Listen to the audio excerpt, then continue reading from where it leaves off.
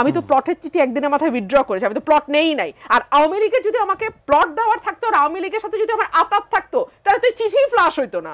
একদল বস্তির মতন মবের হাতে বাংলাদেশ যাবে এটা আমরা স্বপ্নেও ভাবি নাই। আলোচনা করলাম, আপনার যদি শেষ কোনো বক্তব্য থাকে আমরা অন্য কোনো বিষয় নিয়ে আলোচনা করতে পারি। আমরা যারা গণ অভ্যুত্থানের আগের 15টা বছর, আমি, মঞ্জু ভাই, জুনায়েদ সাকি, বিএনপির অসংখ্য নেতাকর্মী, আমরা যারা লড়াইটা করেছিলাম, আমরা একটা বেটার বাংলাদেশের জন্য লড়াইটা করেছিলাম। আমরা একটা বৈষম্যহীন, একটা সুস্থ বাংলাদেশের জন্য লড়াইটা করেছিলাম।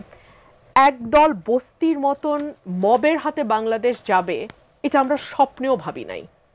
এই জায়গাটা আমাদের খুব দুঃখের জায়গা। ধরুন, যেই এনসিপির যুগ্ম সদস্য সচিব এত নোংরা কুৎসিত কথা আরেক দলের নেত্রী সম্পর্কে বলতে পারেন, লিখতে পারেন, ফেসবুকে স্ট্যাটাস দিতে পারেন, সেই রকম একটা দল বাংলাদেশের রাজনীতি করছে।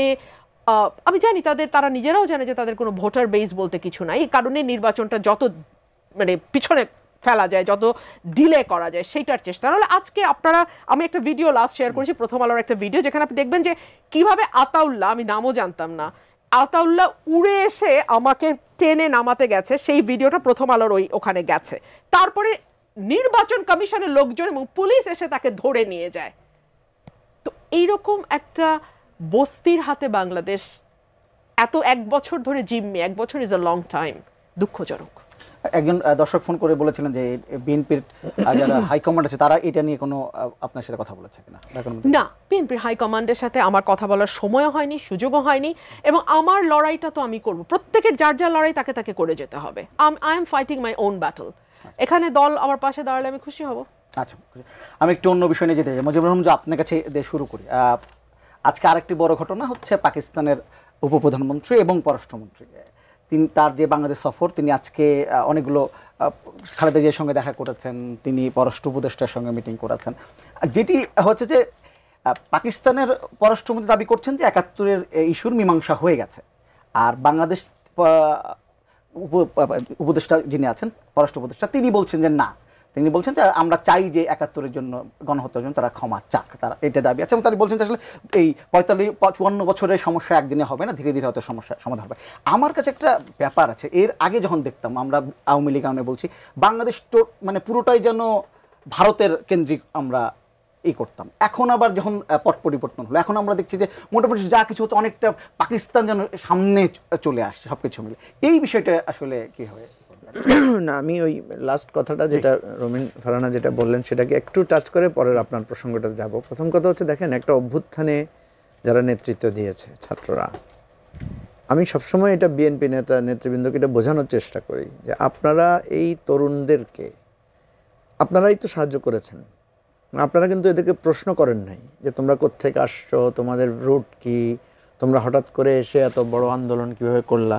আপনারা বরং তাদেরকে সহমর্মিতা দিয়েছেন, সহযোগিতা দিয়েছেন, তাদেরকে ইভেন রাজপথে নেমে সর্বাত্মকভাবে সবাই, বিএনপি, জামাত, হেফাজত, আমরা সবাই মিলে করেছি। এখন আপনি যদি এখন তাকে প্রশ্নবিদ্ধ করেন, তার আচরণ নিয়ে প্রশ্ন তোলেন, আমি সবসময় বলি যে ওদের আচরণটা আপনার কাছে অস্বাভাবিক বলেই তো, ওদের আচরণ কিছুটা অস্বাভাবিক আমাদের কাছে মনে হতে পারে, কারণ একটা জেনারেশন গ্যাপ আছে।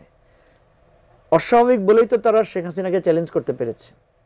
এবং একটা থিওরি আছে আমাদের পলিটিক্যাল হিস্ট্রিতে, সেটা হচ্ছে কোনো ফ্যাসিবাদকে তার জমানার লোকেরা হারাইতে পারে না, এটা নিউ জেনারেশন মার্চ করতে হয়। নিউ জেনারেশন যখন মার্চ করে তখন কি হয়, তখন ফ্যাসিবাদের লড়াই হচ্ছে আমাদের সাথে, সে আমাদের ক্যারেক্টার জানে, আমাদেরকে জেলে ঢুকাই দিলে, আমাদেরকে এসে মিছিলে একটা গুলি করলে, কারণ আমরা তো আর থানা ভাঙতে যাব না।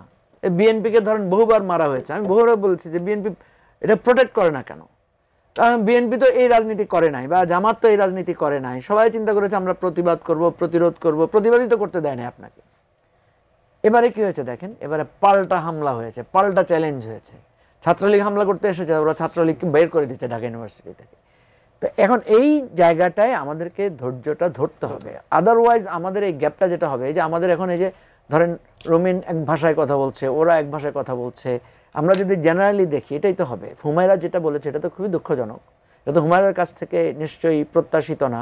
আমি আশা করব যে সে এটা উদ্র করবে, কারণ সে একজন লয়ার। কিন্তু আফটারঅল সে তো, আমরা তো চাই যে নারীরা এই আন্দোলনে বেশি করে আসুক।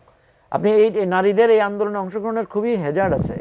এরা এরা ব্যক্তিগতভাবে যে পরিমাণ হেনস্থার শিকার হয়েছে, আমি রুমিনের অনেক কথার সাথে আমি আমার দ্বিমত 15 আছে। বছর কি হয়েছে আমার রুমিনের উপরে অনেক কথার সাথে আমার দ্বিমত আছে, আমি রুমিনের সাথে অনেক বিষয়ে দ্বিমত পোষণ করি। আমরা অনেক সময় ফোন করাও বন্ধ করেছি, একজন আরেকজনের সাথে কথা বলাও বন্ধ ছিল আমাদের দীর্ঘদিনের।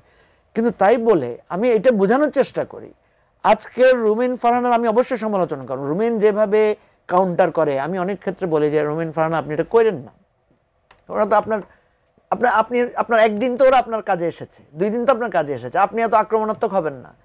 আবার ওদেরকেও বলি যে যাদেরকে তোমরা সহযোগিতা নিয়েছো, ভালোবাসা দিয়েছো, যাদের জন্য কাজ করেছো, আজকে তোমরা যে দেশটা বদলাইছো, প্রথম বেনিফিটটা তো বিএনপি পেয়েছে। বেনিফিট কেন বলছি? উল্টাভাবে, যে আমি তো অধিকার হারিয়ে ফেলেছি এসে। প্রথম বেনিফিট হচ্ছে বেগম জিয়া মুক্তি পেয়েছে, তাই না? একদম আমরা তো জেলখানায় থেকে এসে শুনতেছি বেগম জিয়া কি হয়ে গেছেন, আমরা মুক্তি পাওয়ার আগে বেগম জিয়া মুক্তি পেয়ে গেছেন। সো আমি এই জায়গাটাই বলার চেষ্টা করি সবাইকে যে আমি হয়তো একটা ভুল করছি, কিন্তু আমার 10টা শুদ্ধ কাজ তো আছে। আমি হয়তো 5টা ভুল করছি, কিন্তু আমার 20টা শুদ্ধ কাজ তো আছে। রুমিন ফারহানা যখন ইলেকশনে গিয়েছিলেন, যখন উনি ওই যে তার ফ্ল্যাট নিয়ে প্লট নিয়ে ঘটনা হয়েছে, আমরা সবাই তো সমালোচনা করেছি। কিন্তু সমালোচনা করেছি বলে আবার যখন রুমিন ফাইট করেছে পার্লামেন্টে, সেটাকে তো আবার আমরা সবাই স্বীকৃতি দিয়েছি, সেটাকে তো আমরা আবার, তখন রুমিন পপুলার হয়েছে না, তখন তার ফেসবুকে ইয়াতে যারা সমর্থন দিয়েছিল তারা দিয়েছে না। ভালো খারাপ মিলিয়েই তো আমরা সব কিছু, আমার সব কথা আপনার পছন্দ হবে কেন, সব কথা আপনার মতো করে আমি বলবো কেন? ঠিক আছে, আমি কথাগুলো কেন বলছি, রুমিনকে আমি বহুদিন দেখেছি, সে জামাত শিবিরের লোকদের উপরে যে অত্যাচার হয়েছে তাদের অধিকারের জন্য রুমিন কথা বলেছে হাইকোর্টে, মানে আমি তাকে অনেকদিন দেখেছি সে ফাইট করেছে। আবার এখন দেখছি রুমিন পার্লামেন্টও করেছি, আবার এখন দেখছি রুমিন জামাত এবং শিবিরের ব্যাপারে খুবই ক্রিটিক্যাল।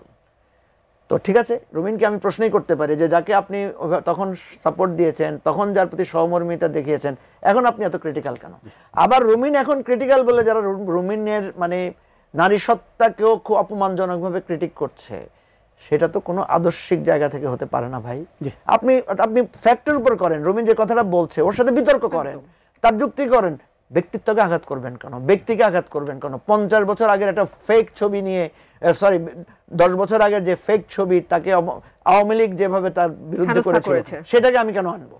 এই কথাটা আমি বুঝাতে চাই। আমাদের সমস্যা হয়েছে কি, এখন আমি রুমিনের পক্ষে 2টা কথা বললে আমাকেও এক ধরনের ফ্রেমিং করা হবে, আবার রুমিনের বিরুদ্ধে কথা বললে সেটাকেও ট্যাগিং করা হবে। আপনি যে প্রশ্নটা তুলেছেন বিরুদ্ধে পরে আচ্ছা ঠিক আছে, সরি, 1 মিনিট, আমার একটা প্রশ্ন, জি এই বিষয়টা কথা বলবেন। আমার একটা প্রশ্ন হচ্ছে যে এই যে ঘটনা ঘটলো, যদি আপনার এলাকা বা বামন 3-এর বিএনপি নেতারাও বা এই সাথে জড়িত থাকে, তাহলে বিএনপির ভিতরে কি আপনার পজিশন একটু দুর্বল হয়ে যাচ্ছে? না না না, একদমই না। বিএনপির ভেতরের পজিশনের ব্যাপার না, উনি দেখতে পাচ্ছেন যে ওনার কোনো যুক্তি নাই। এখন উনি হ্যাডাম দেখাতে গেছেন ইলেকশন কমিশনের ভেতরে যে আমার এতগুলো গুন্ডা পান্ডা নিয়ে আমি আসতে পেরেছি, এক ধরনের ভয় দেখানো, মব তৈরি করা। এটা দলের সাথে এটার কোনো রিলেশনশিপ নাই।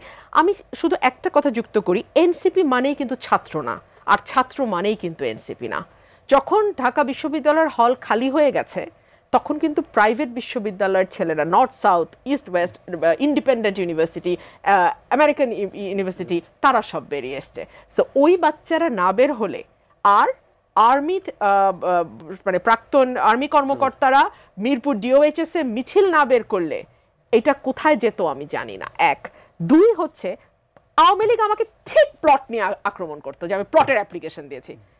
আমাকে বলে আওয়ামী লীগের কি জানি কি আওয়ামী লীগ বিষয়ক সম্পাদক, আন্তর্বিষয় সম্পাদক, এবং ফ্ল্যাটের সুবিধা ভোগী বলে। এক্স্যাক্টলি, আমি তো ফ্ল্যাটের আবেদন তো করি নাই, ফ্ল্যাটভোগী। দেখেন মিথ্যাচার কাকে বলে। আওয়ামী লীগ এই প্রোপাগান্ডাটা করতো, প্লট বলতো। আমি তো প্লটের চিঠি একদিনের মাথায় উইথড্র করেছি, আমি তো প্লট নেই নাই। আর আওয়ামী লীগের যদি আমাকে প্লট দেওয়ার থাকতো, আর আওয়ামী লীগের সাথে যদি আমার আতাত থাকতো, তাহলে তো চিঠি ফ্লাশ হইতো না। এই চিঠি তো আওয়ামী লীগই ফ্লাশ করছে, সো দ্যাট আমি আওয়ামী লীগের মানে আমার সাথে যখন যুক্তিতে পারছে না, তখন ওরা বলবে তুমি তো ফ্ল্যাটের আবেদন করেছো, তুমি তো প্লটের আবেদন করেছো। সেই আবেদনটা কিন্তু আমি একদিনের মাথায় উইথড্র করেছি। কিন্তু দেখুন, ঠিক আওয়ামী লীগ যে ভাষায় কথা বলতো, আজকে আমি একটা ডাকাতের মতন চেহারার ছেলেকে দেখলাম একই ভাষায় কথা বলতে।